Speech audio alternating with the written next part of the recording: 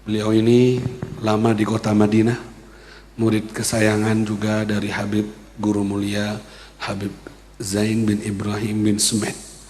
Jarang-jarang kita bisa duduk bersama dan jumpa dengan beliau. Istiqomah, saya banyak dengar kabar dari habaib yang ada di Balung. Dari kecil sudah istiqomah dalam menuntut ilmu, lurus. Kalau bahasa yang saya terima, lempeng, lurus, tidak pernah kemana-mana.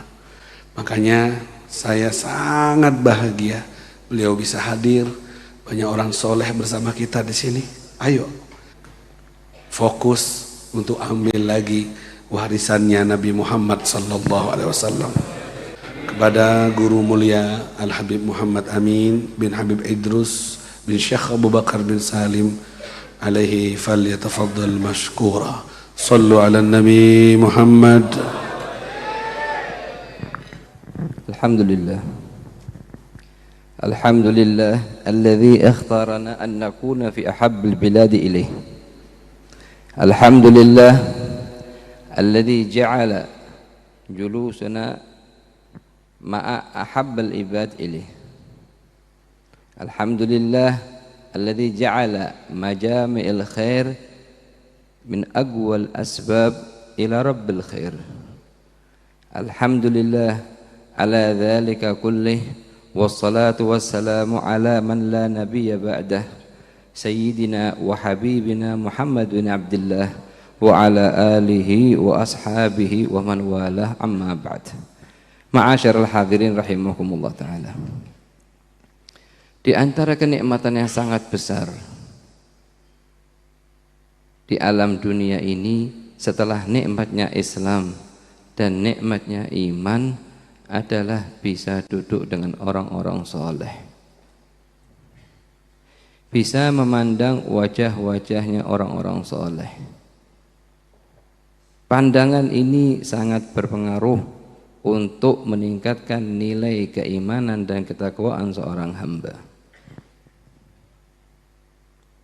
Pada suatu hari, seorang kelompok atau satu kampung keluar semua, tujuan mereka adalah untuk melakukan sholat istisqa. Kemudian setelah mereka kumpul di suatu tempat terbuka seperti lapangan, datang seseorang yang sangat sederhana dan berkata kepada mereka, "Apa tujuannya kalian?" Mereka menjawab, "Kita datang adalah untuk melakukan sholat istisqa agar minta kepada Allah Subhanahu wa taala menurunkan hujan untuk kita." Katanya dia berkata kepada mereka, "Kalian duduk semua, saya akan melakukan." Itu orang membeberkan sejadahnya, kemudian sholat 2 rakaat, kemudian mengangkat tangannya kepada Allah, "Ya Allah, aku minta kepadamu, Allahumma inni as'aluka bihubbika li." Aku minta kepadamu ya Allah dengan cintamu, rasa cintamu kepadaku, turunkan kepada haula air hujan. Turunkan untuk mereka air hujan. Tidak selang beberapa menit, ma'syarul hadirin, itu air hujan turun. Kemudian para ulama di kampung tersebut menanyakan kepada orang yang tadi berkata dengan perkataan yang agak tinggi. Seraya berkata, "Aku tadi mendengar doamu, kamu mengatakan Allahumma inni as'aluka bihubbika li. Dari mana kamu tahu kalau Allah cinta kepada kamu sehingga kamu berani berkata Allahumma inni as'aluka bihubbika li?" Orang itu menjawab, "Bagaimana Allah tidak cinta kepadaku sedangkan Allah Subhanahu wa ta'ala telah memberikan kenikmatan yang sangat besar 2 mataku ini dan aku telah memandang guruku Abu Yazid Al-Bustami." Alhamdulillah, kita telah memandang haula al-habaib, haula guru-guru, di antaranya sahibul hadrah, sahibul fadilah Al-Habib Nizar. Beliau memandang kepada guru-gurunya di Hadramut, di antaranya Sayyidi Al-Habib Al-Arif Billah Al-Habib Masyhur bin Hafid, Sayyidi Al-Arif Billah Al-Habib Umar bin Hafid. Dua-duanya mandang kepada gurunya Habib Saleh bin Hafid, dua-duanya mandang kepada gurunya Habib Abdurrahman Masyhur bisanadil muttasil ila Habibil A'zam alaihi salatu wassalam. Ini kenikmatan yang sangat besar, ma'asyiral hadirin rahimakumullah. Pandangan dan duduk-duduknya kita dengan orang-orang soleh termasuk sebab yang paling kuat untuk mengobatin hati kita. Pandangan kepada orang-orang soleh, kepada para ulama termasuk salah satu dari 5 pandangan yang termasuk dalam kategori ibadah. Bukan hanya manusia, ma'syarul hadirin, bahkan hayawanat pun karena dekat dengan orang-orang soleh bisa ngambil manfaatnya. Di antaranya hudhud, burung, karena dekat dengan Nabi Allah Sulaiman, tercantum namanya dalam Al-Quran dan akan masuk surganya Allah di hari kiamat. Di antaranya ontanya Nabi Allah Saleh, onta sama kayak hewan yang lain. Karena dekat dengan orang-orang saleh disebutkan dalam Al-Quran dan akan masuk surganya Allah Subhanahu wa Ta'ala. Di antaranya hewan yang paling najis di bumi ini, yaitu anjing. Karena dekat dengan orang-orang saleh disebutkan dalam Al-Quran wa kalbuhum wa kalbuhum wa kalbuhum. Bukan hanya manusia atau hayawanat, bahkan pohon pun dekat dengan orang-orang soleh bisa dapat manfaatnya. Di antaranya pohon kurma yang biasa disandari oleh baginda Muhammad sallallahu alaihi wasallam.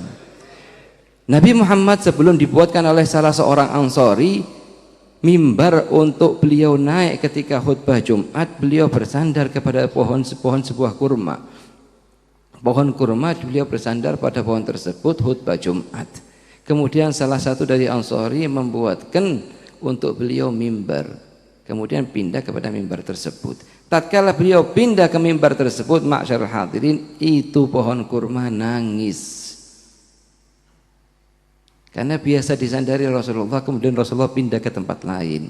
Rasulullah turun di atas mimbar seraya memeluk, sebagaimana seorang ibu memeluk anaknya sambil mendiamkan sampai diam, dan disuruh milih antara dua, antara kekal di dunia sampai hari kiamat, tidak mati-mati, atau diputus, dipotong dan dimakamkan di bawah mimbarnya Rasulullah. Dan Rasulullah menjanjikan kepada dia untuk tumbuh di surga yang makan buahnya adalah para anbiya Allah.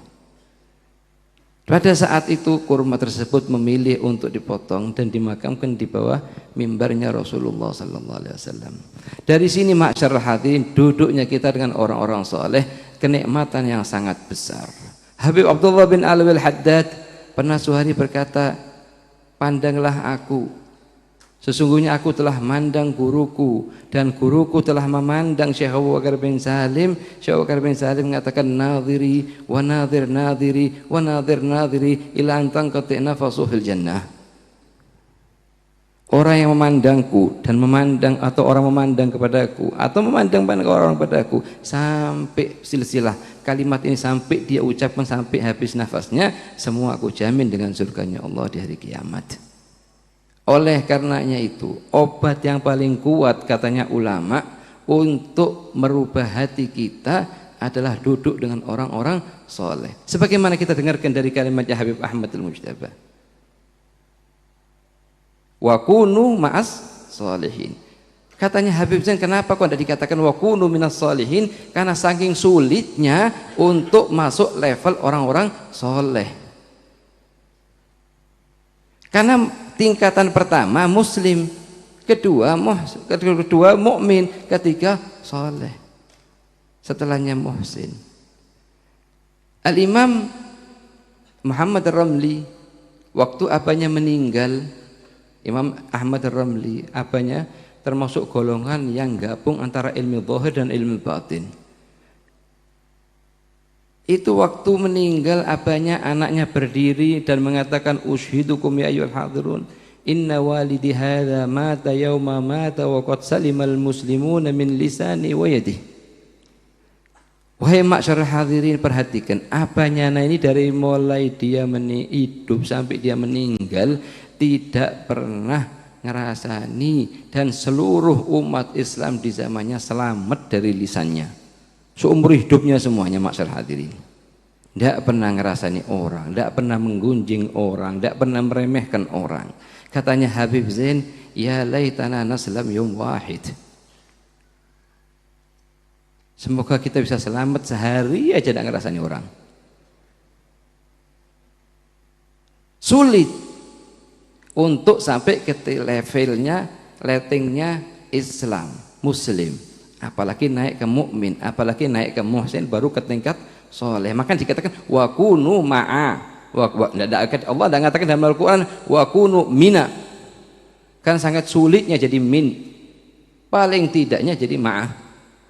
Kalau kita tidak bisa jadi orang-orang soleh, dekat dengan orang-orang soleh.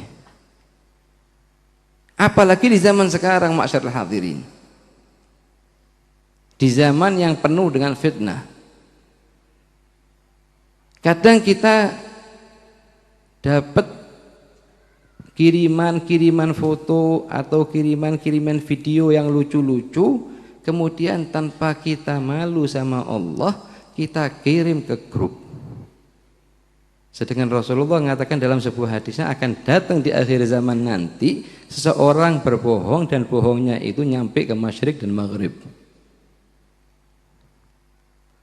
Ini usahakan kita jauhkan diri kita dari perihal tersebut. Kenapa? Kalau seandainya depannya guru kita, depannya orang tua kita, niscaya kita tidak akan ngirim, tidak akan mandang hal-hal tersebut. Akan tetapi Allah Subhanahu wa ta'ala lebih afdal, lebih utama, lebih mulia, lebih zat yang paling harus kita agungkan dari seluruh makhluk yang ada. Masyaallah. Di dalam sebuah diskusi dikatakan la taj'alni ahwanun nadhirina ilik.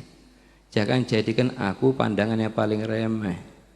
Oleh karenanya ma'syarul hadirin, kadang kita begitu takbir sholat ini ya, Allahu Akbar, seluruh pikiran masuk datang.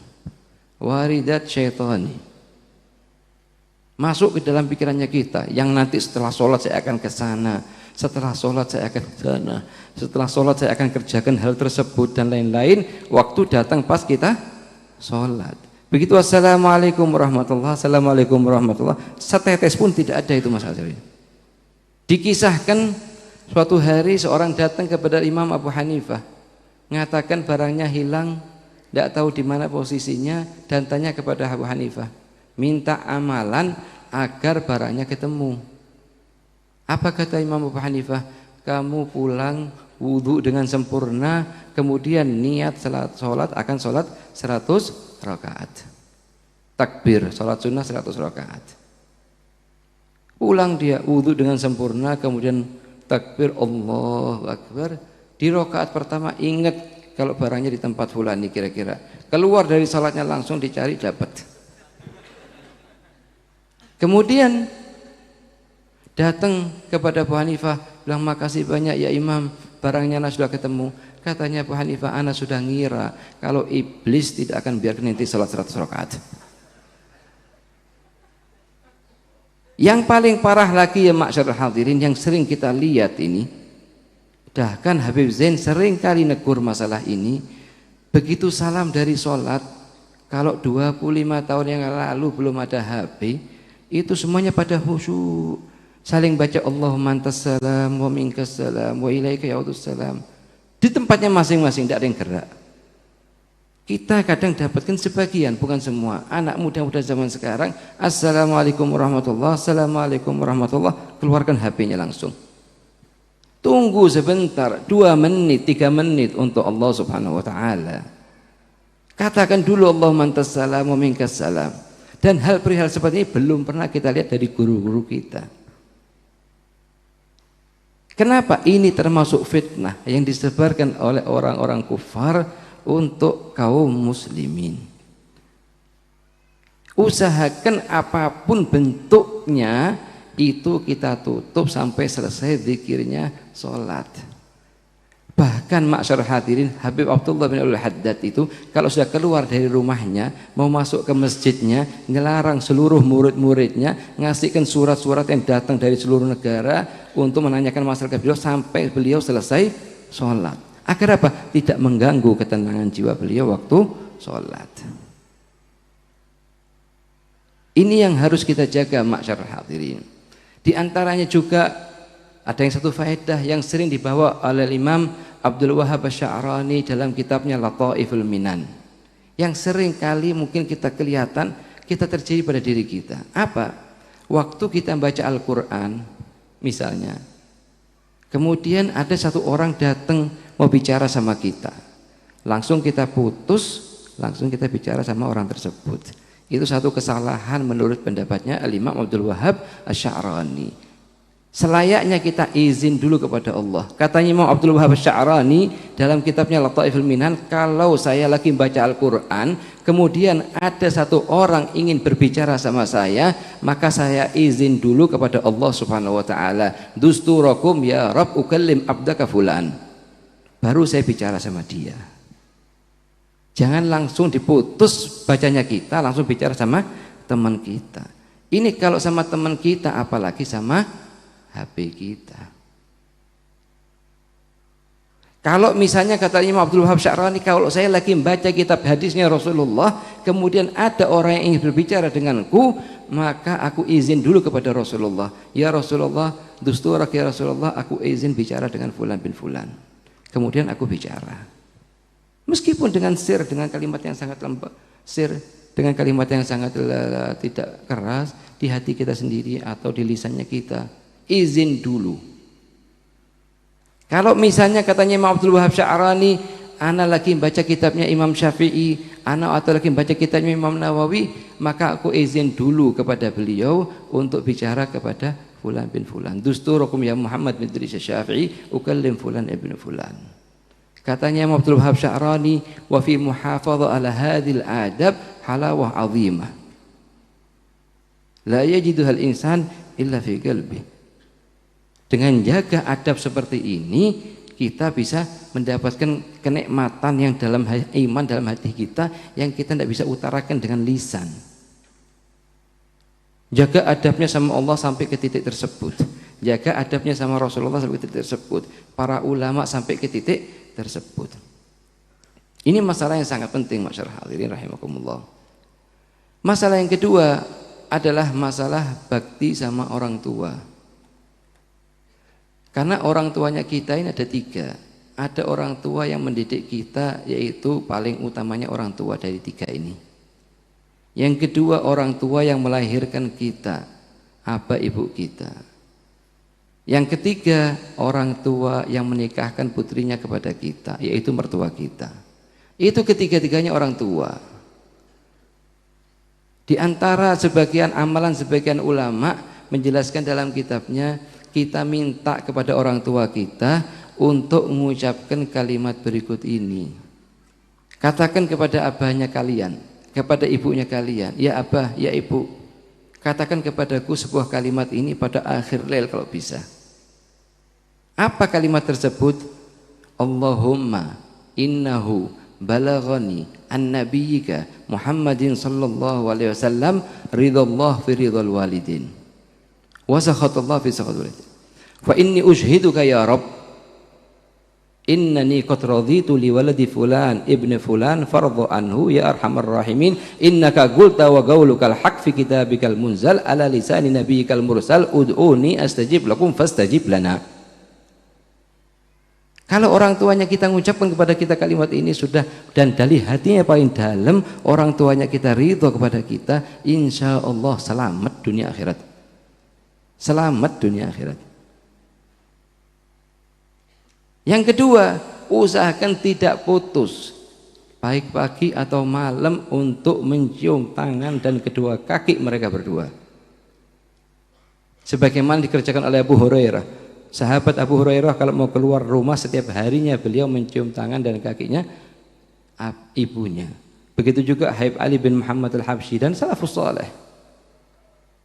Karena bagaimanapun amalan apapun yang kita kerjakan, kita tidak bisa membalas kebaikan kedua orang tua kita, masyarakat hadirin. Pada suatu hari seorang pemuda datang ke kota Mekah sambil menggendong ibunya memberangkatkan haji. Setelah selesai haji, beliau ini mendatangi Sayyidina Abdullah bin Umar bin Khattab seraya berkata, "Ya Abdullah bin Umar, wahai Ibnu Umar, apakah aku telah bisa membalas kebaikan ibuku?" Apa jawabannya beliau? "Wallahi, kamu demi Allah kamu masih belum bisa membalas satu jeritan yang dia jerit waktu mengeluarkan kamu dari perutnya." Oleh karenanya masyarakat hadirin, seluruh perkara yang membuat hati orang tua kita senang kerjakan, dan seluruh perkara yang membuat hati orang tua kita sedih jauhin. Allah sudah milih kalimat yang paling ringan, wala taqul lahuma uff.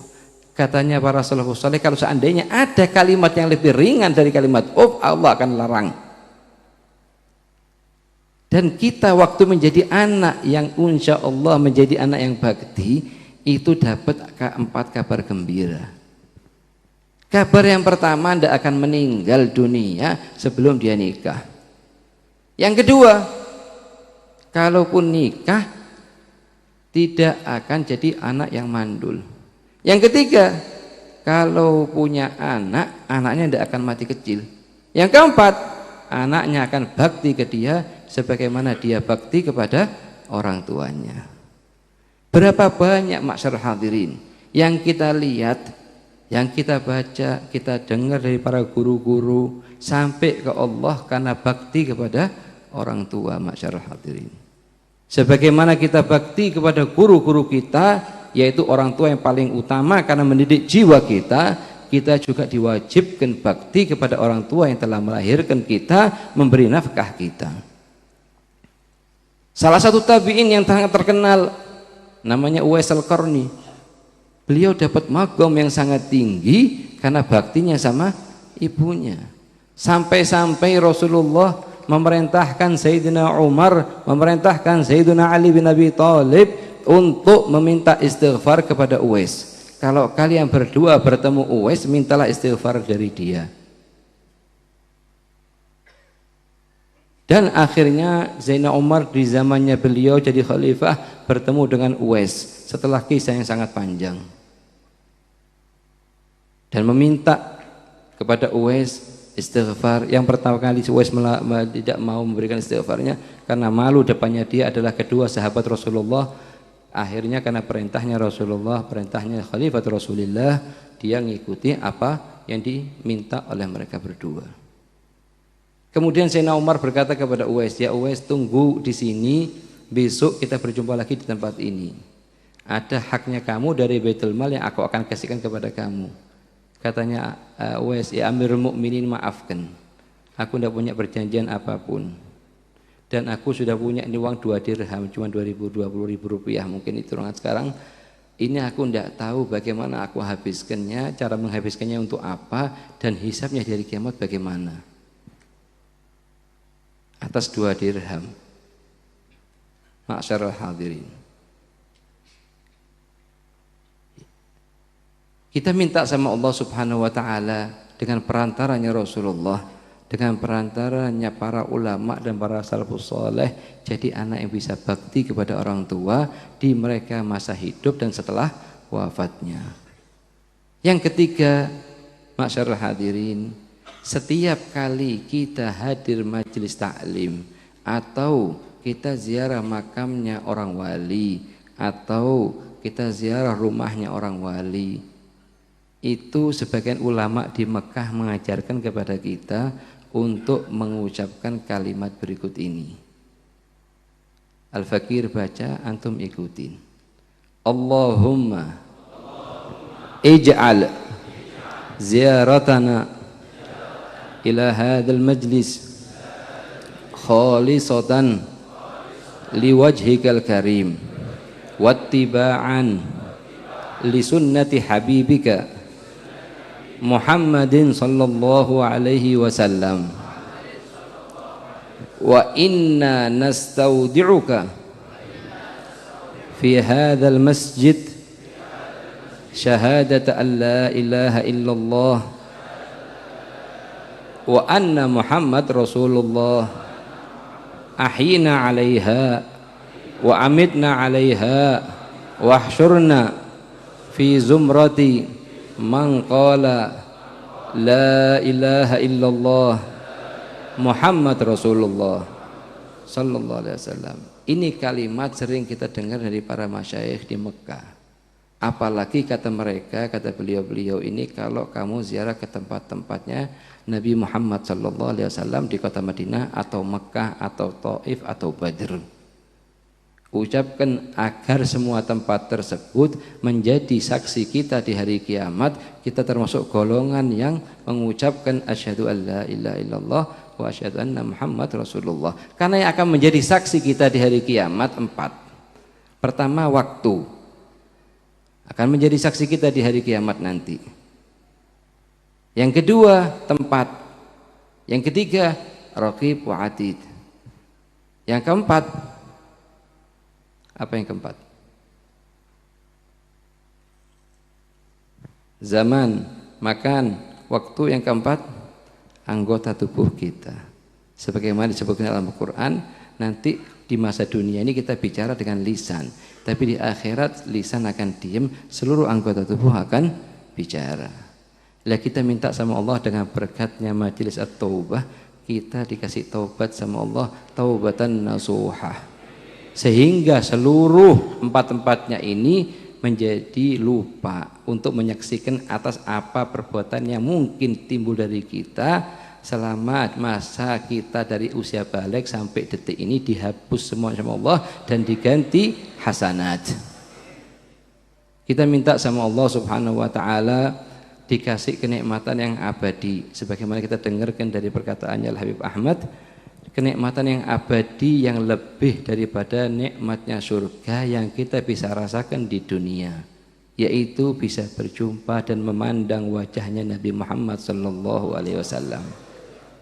Kenikmatan tidak ada lebih dari kenikmatannya surga, yaitu di masa dunia bisa kita rasakan, bisa mandang wajahnya Nabi Muhammad, paling minimnya meskipun dalam mimpi. Banyak dari para salafus saleh yang berjumpa dalam keadaan yaqadzah, cuman kita mintanya paling minimnya lah, tidak keluar dari majelis ini kita diberi sama Allah malam ini atau besok atau lusa bisa mandang wajahnya Nabi Muhammad sallallahu alaihi wasallam. Katanya Rasulullah dalam sebuah hadisnya, man ra'ani faqad ra'ani fa inna syaitan la yatamatsalu bi. Barang siapa memandangku maka dia betul-betul telah memandangku, sesungguhnya syaitan tidak bisa menyerupaiku. Man ra'ani fa inni ura ala kulli surah. Barang siapa memandangku maka dia betul-betul memandangku, meskipun pandangannya dia waktu itu sebagaimana pandangan gurunya, bentuk gurunya atau dan lain-lainnya, tapi dalam mimpi dikatakan itu Rasulullah, maka hal tersebut betul-betul adalah Rasulullah. Imam Syadzili radhiyallahu anhu warḍah mengatakan di antara amalan yang mujarrab untuk bisa mandang wajahnya Nabi Muhammad, kita baca sebelum berbaring di ranjang kita 3 kalimat. Yang pertama, a'udzubillahi minasyaitonirrajim sebanyak 5 kali.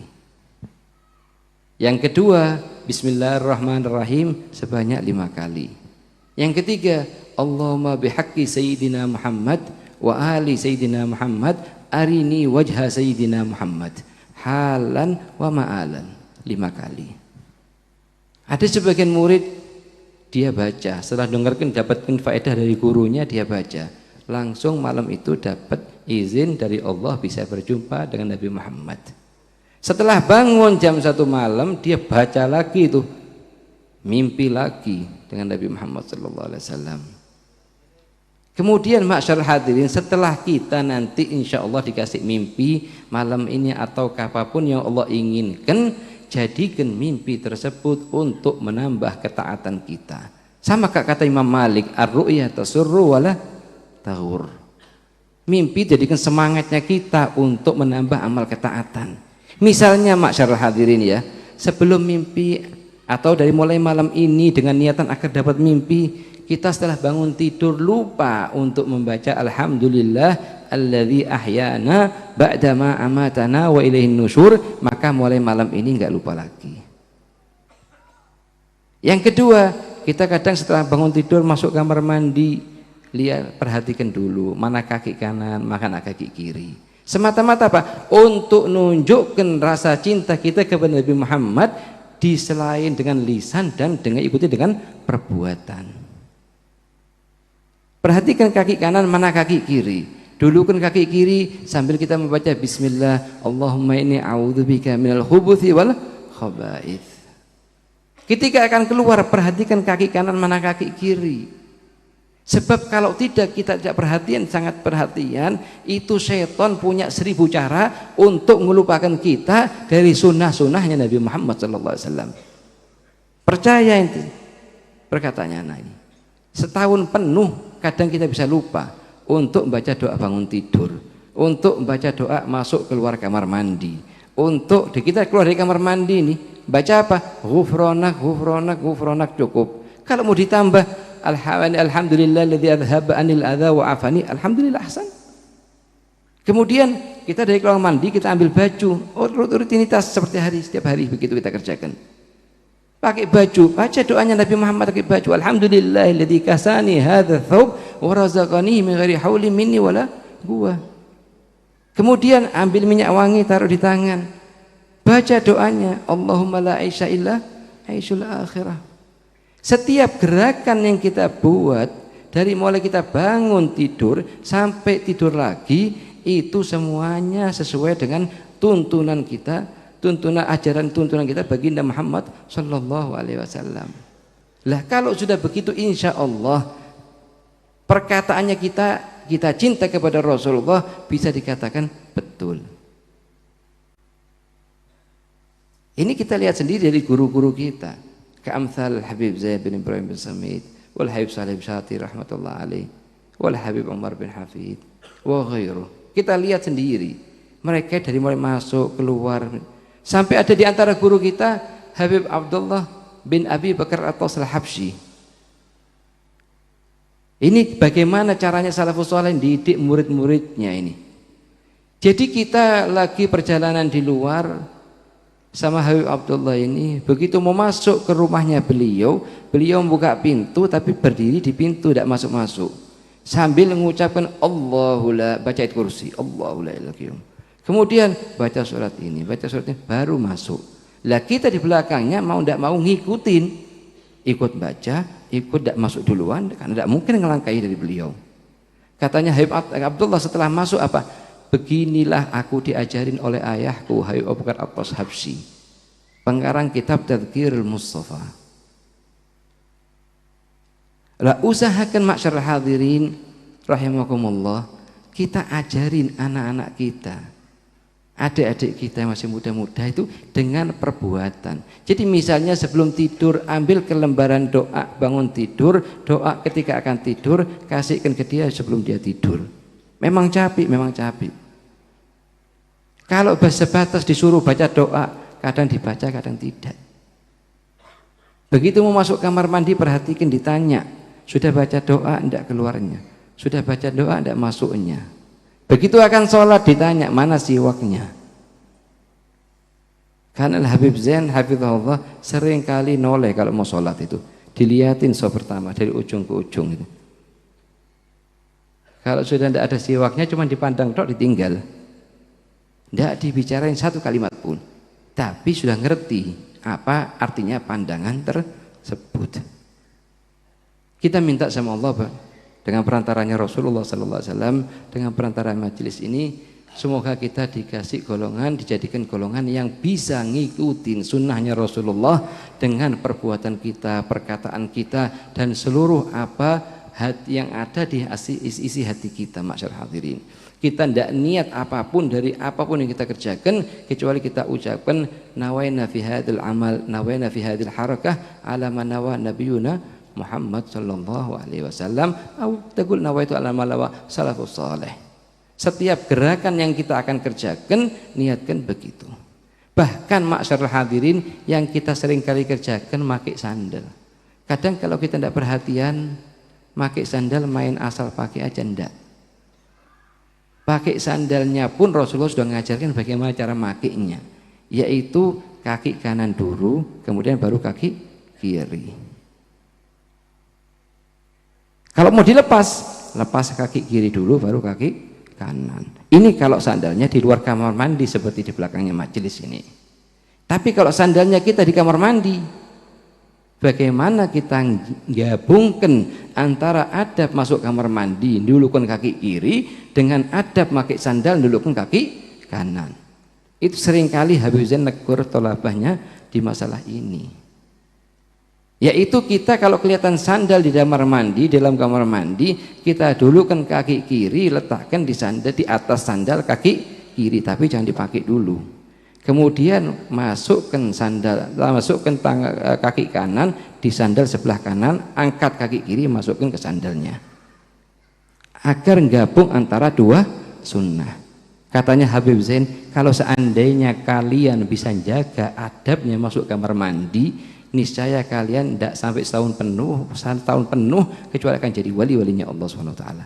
Dengan menjaga adabnya masuk kamar mandi aja, lain adabnya masuk masjid, lain adabnya hadir majelis taklim. Di antara perkara yang paling penting waktu kita hadir majelis taklim, kita merasa orang yang paling hina. Jangan sekali-kali meremehkan siapapun yang hadir. Bahkan kita jangan meremehkan siapapun di depannya kita, baik muslim atau kafir. Tidak tahu kita ditutup umurnya kita dengan apa dan dia dengan apa. Kadang ya masyarakat hadirin, kadang kita kalau kelihatan teman kita yang ngerjakan sesuatu yang lucu, kita ketawain dia. Atau tidak sengaja keluar angin dan lain, kita ketawain dia. Lah, itu perihal yang salah. Katanya Sayyidina Ali bin Abi Thalib, "Lau ayyartu hubla la khasyitu an ahbal." Kalau seandainya aku meremehkan, metawain perempuan yang sedang hamil, aku takut nanti perutku jadi hamil juga. Ma ayyara ahadun ahadan bidzambin illa ibtalahu Allah taala fi. Tidak ada satupun orang meremehkan saudara muslim yang lain kecuali dia akan kena balasannya. Ada sebagian dari orang salafus saleh mengatakan, aku meremehkan ngetawain satu orang karena 3 giginya bagian depan telah putus. Demi Allah katanya tidak setahun penuh, tidak berlalu setahun penuh kecuali seluruh gigiku telah putus, jatuh satu. Dari sini ma'syarul hadir rahimakumullah, kita minta sama Allah. Kita minta sama Allah Subhanahu wa taala dengan perantaranya Nabi Muhammad sallallahu alaihi wasallam bisa ngikutin jejaknya Nabi Muhammad atas seluruh gerakan kita, seluruh ucapan kita, ma'syarul hadirin. Apapun yang ada di hati kita, sedih, hajat, apapun sakit dan lain-lain, sampaikan ke Allah Subhanahu wa taala. Mintakan ke Allah Subhanahu wa taala. Jangan disampaikan ke status di HP kita. Kepingin tahu kadang satu orang ini sedih atau bahagia, tulis di statusnya semuanya. Innama asku huzni wa bathi ilallah. Aku sampaikan ke Allah Subhanahu wa taala. Bahkan sebagian dari salafus saleh, mereka dapat 100.000 musibah, duduk di depan temannya seakan-akan tidak dapat musibah satu pun. Ditutup itu musibah depannya temannya agar selalu nampakkan kenikmatnya Allah, tidak merasa ngadu kepada atas apa yang diuji oleh Allah kepada dia. Katanya Sayyidina Umar, mabtalani bi musibah, aku tidak diuji, tidak dikena musibah apapun kecuali aku lihat di musibah tersebut ada 3 faedah. Faedah yang pertama, Allah memberikan pahala atas musibah aku terima. Yang kedua, Allah bisa ngasih musibah yang lebih besar, akan tetapi Allah tidak kerjakan. Yang ketiga, musibah tersebut atas perkara dunia, bukan perkara agamaku.